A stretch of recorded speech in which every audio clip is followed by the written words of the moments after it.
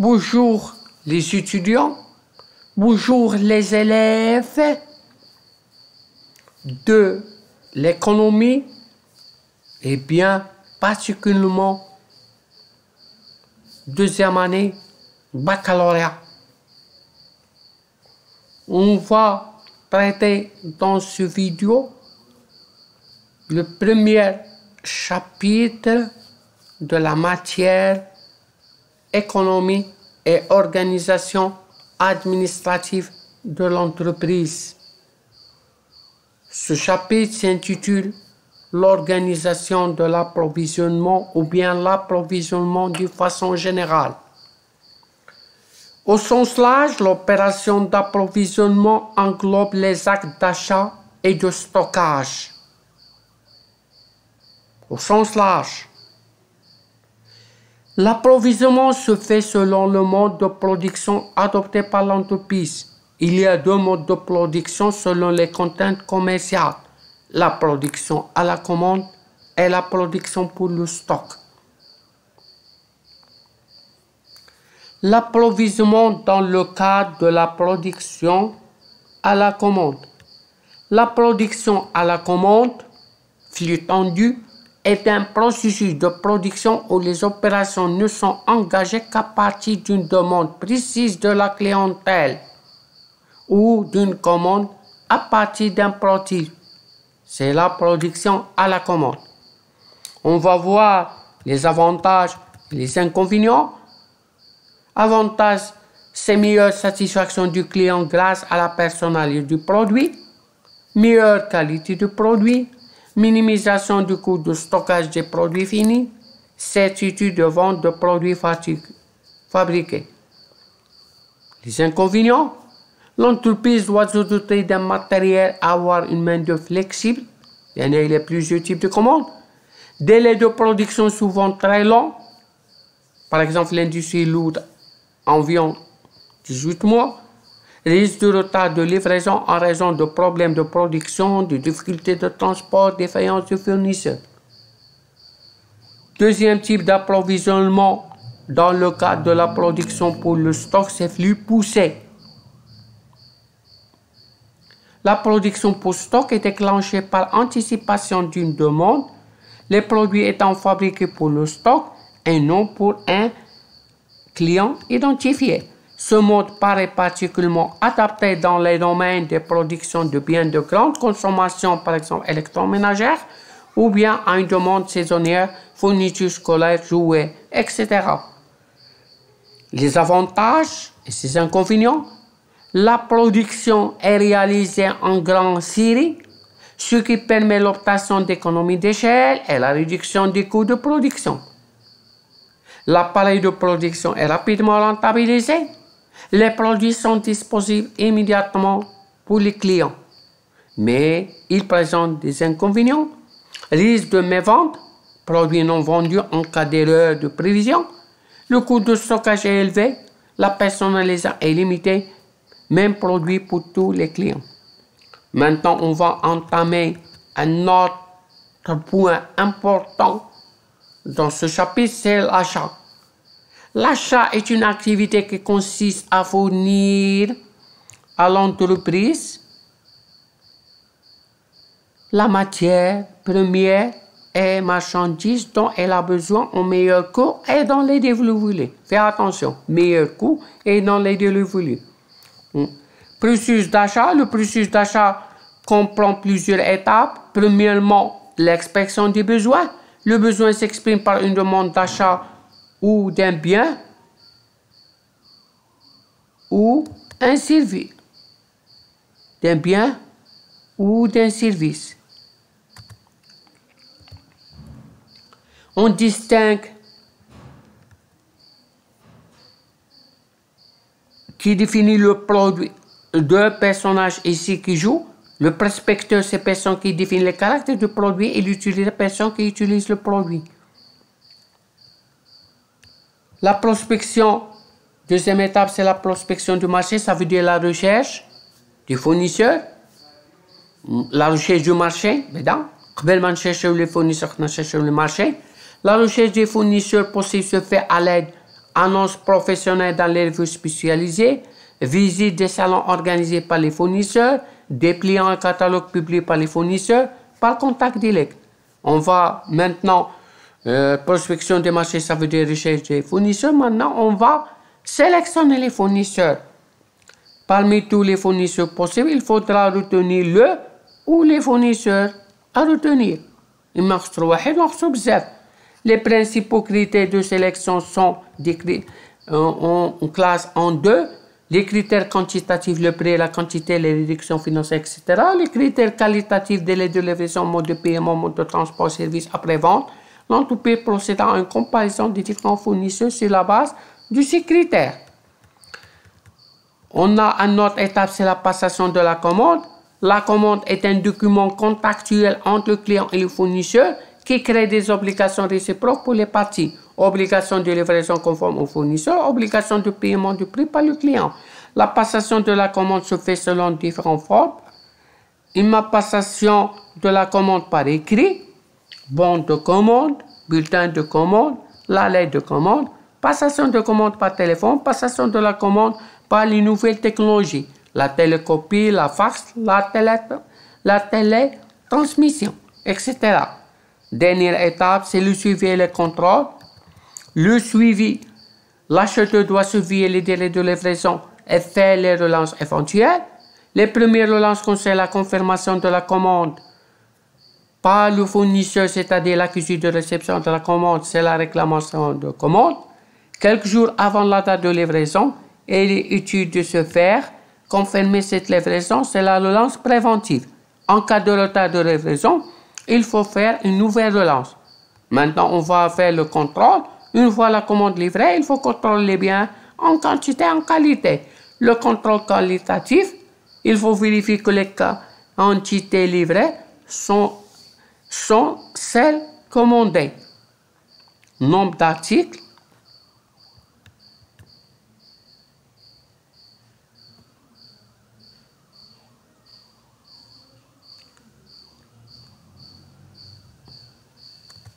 Ici, quantitatif. Ici, quantitatif. Le nombre d'articles. Le contrôle qualitatif, il a pour but de vérifier la qualité des articles. Le contrôle de la qualité des articles peut être exhaustif ou bien statistique. Après le contrôle de la commande, l'entreprise établit un bon de réception ou un bon de retour. On va maintenant, après avoir déterminé les grandes étapes du processus d'achat, on voit les objectifs de la fonction achat. La fonction achat permet de répondre à plusieurs objectifs. Premier objectif, c'est le prix. L'achat en quantité importante, réduction du prix d'achat en mettant en concurrence les fournisseurs.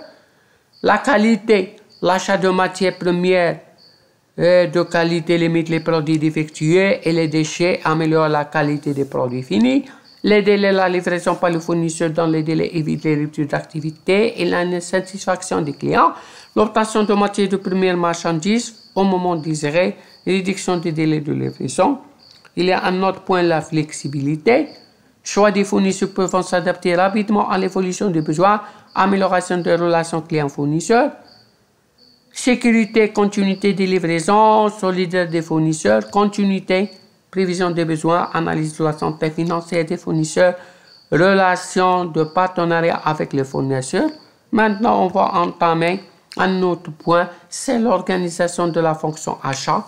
Il y a le service, on distingue traditionnellement de service. Le service achat qui détermine et met en œuvre la politique d'achat. Le service mécanique qui réceptionne les commandes, livre les matières premières aux ateliers, comptabilise les entrées et les sorties. Maintenant, les hommes, différentes personnes interviennent dans le processus d'achat, qui est l'utilisateur, qui est à l'origine de la formulation du besoin, ou le prospecteur qui définit les caractéristiques du produit, ou l'acheteur qui est chargé du processus d'achat, ou les décideurs qui prennent les décisions d'acheter. Faites attention, ce sont des hommes. On va voir les modes de collaboration. Deux modes de collaboration entre les services et les hommes peuvent être envisagés, qui est une centralisation, décentralisation. La centralisation des achats consiste pour les utilisateurs à formuler leur demande auprès d'un service d'achat qui assure entièrement l'approvisionnement. Ce choix est justifié dans le cadre de la production de masse de produits standardisés. Et la décentralisation de l'achat consiste pour les utilisateurs à passer eux-mêmes leurs contrats et leurs commandes. Cette organisation est adaptée dans le cadre de la production à la commande. On va voir maintenant l'évolution de la fonction achat. Il y a partenariat acheteur-fournisseur, relation de longue durée entre l'acheteur et le vendeur. Cette relation peut être informelle ou bien un acte de partenariat entre les deux associés qui les engagent mutuellement l'un envers l'autre. L'acheteur dans la passation régulière de la commande, le vendeur dans l'assurance d'une livraison ajustant aux conditions habituelles et dans une flexibilité permettant son adaptation aux besoins spécifiques de son partenaire. Il y a l'ouverture internationale. Il entraîne l'émission nouvelle du service achat, par exemple maîtrise des langues étrangères et des variations du taux de change, les pratiques commerciales internationales, les procédures douanières, etc. Il y a les nouvelles technologies. Ils ont fait évoluer la fonction achat. L'utilisation concertée de l'outil informatique permet les échanges d'informations rapides, instantanés et interactifs entre les fournisseurs et les clients qu'on appelle eux achats. On va entamer maintenant un autre et le dernier point important, c'est la gestion des stocks. On appelle stock l'ensemble des matières marchandises en cours de transformation produits finis ainsi que les emballages qui sont à un moment donné dans l'entreprise en attente d'être transformés ou commercialisés. Les objectifs de la gestion des stocks. La constitution des stocks stratégiques pour l'entreprise plusieurs objectifs à travers les rôles qu'elle remplit.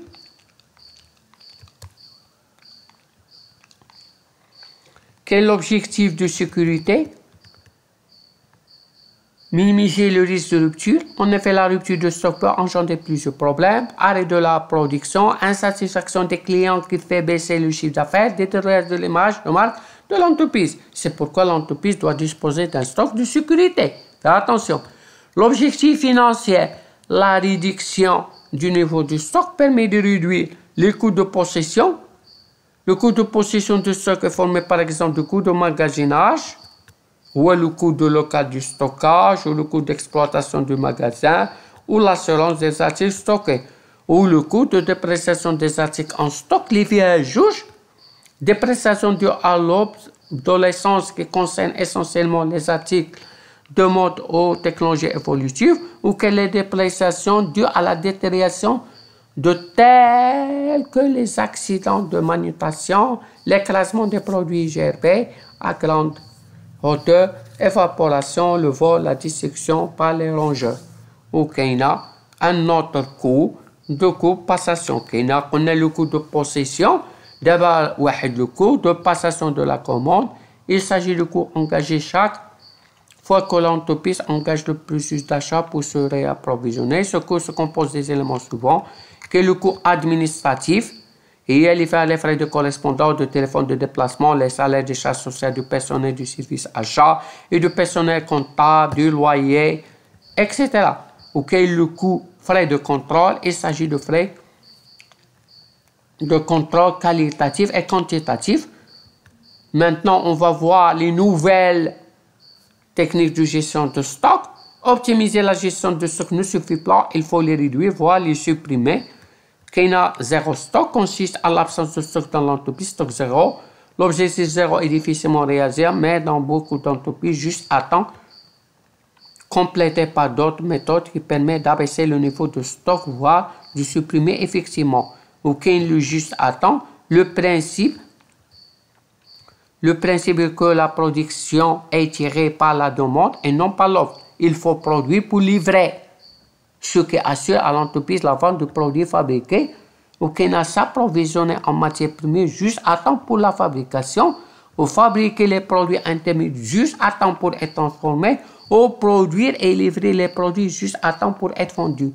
Juste à temps a permis une réduction considérable des coûts et une grande flexibilité, chose qui permet aux entreprises d'être plus compétitives. mais l'agent vend l'entreprise dépendance du sous-traitant, des transporteurs. Les salariés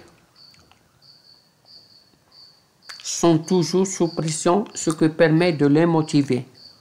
Voilà, d'une façon générale, le premier chapitre qui comporte les grands axes, les différents modes de production,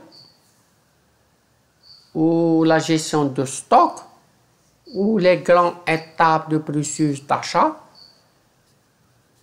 ou les nouvelles modes de gestion de stock, etc. Il faut l'assimiler pour entamer dans d'autres vidéos ici concernant ce chapitre. N'hésitez pas à poser la question.